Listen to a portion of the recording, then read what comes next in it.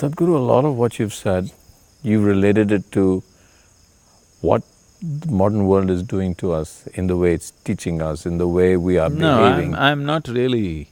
See, there is no such thing as modern world and ancient world, okay? At every time in society, there is a certain set of people who are trapped in their own logic. And they think anything outside that is insane. Every generation thought somebody was modern, somebody was conservative, somebody was liberal, somebody was conservative, like this. No generation has not had the division. So, I'm not truly saying modern in that sense. Every society has that. Okay, let me say prudes and not so prudish people. So, being prudery, people are thinking in terms of somebody is restrained in his thought and action. I'm saying the moment you employ your intellect, you're super restrained.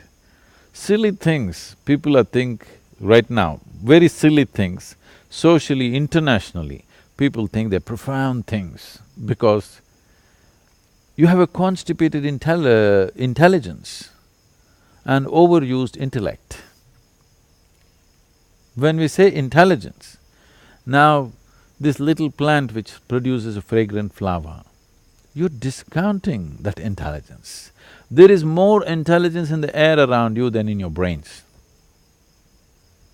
Yes, there is more memory in the air around you than in your brains. There's more memory in the epithelial cell of your body than in your brain. This is a fact. So, the question I was going to ask was, I wasn't born to be trapped by my intellect. Because it's a tough question for me. It's like what you're saying is you're trapped by intellect, and I agree with you because a large part of our questions to ourselves is just, circles within the mind. The mind asks, the mind answers, the mind doubts, the mind asks, the mind answers.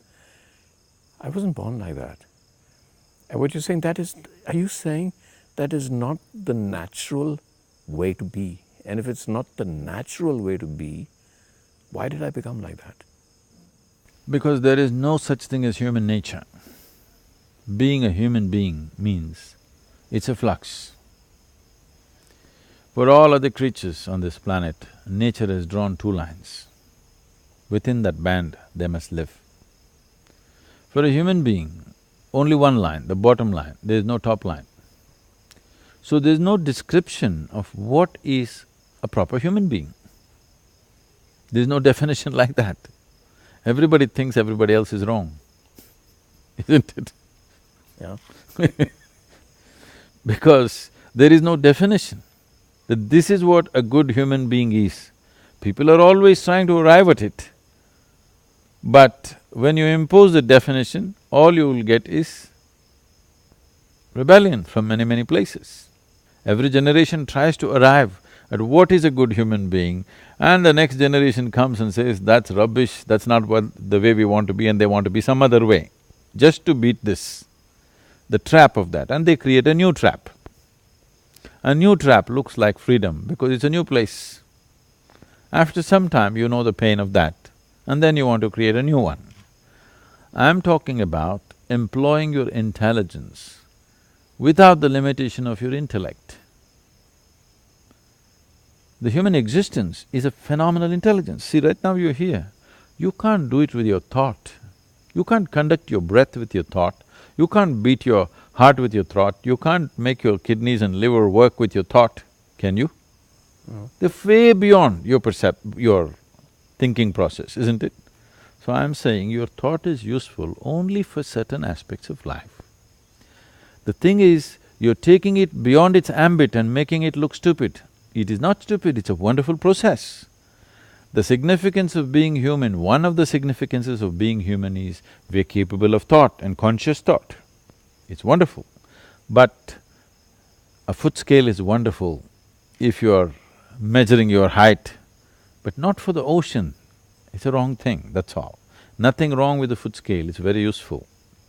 If you're a tailor, it's useful, if you're a mason, it's useful, if for so many things it's useful. But if you're an oceanographer, don't go with the foot scale, you're going to waste your time and life and come with wrong conclusions.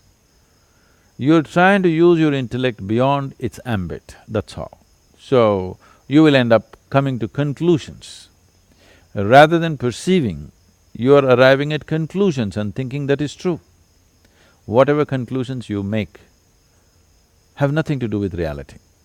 You are making conclusions with the limited data of information that you have gathered. It doesn't matter if you've eaten the libraries of the planet. Still, what you have with you compared to what the existence is, what the creation is, it is just a minuscule of knowledge.